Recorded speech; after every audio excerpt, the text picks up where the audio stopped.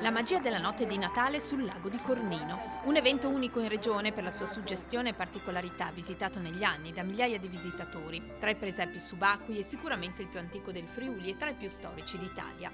E allora ecco all'inizio di questa celebrazione disponiamo al nostro animo, al nostro spirito, ad elevare lo sguardo verso l'alto, ma anche a guardare nel profondo di noi stessi, a cogliere anche quelle contraddizioni che ci abitano e di cui vogliamo chiedere umilmente perdono al Signore.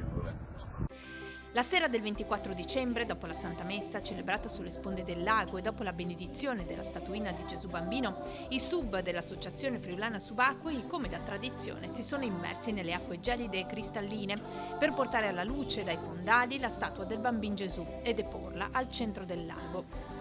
Accanto le altre statue del presepe, che silenziosamente avanzano sospinte dai sub e avvolte dalle fioche luci riflesse. Una volta raggiunto il centro dello specchio d'acqua, la stella cometa si accende sopra il bambinello per celebrare la magia del Natale.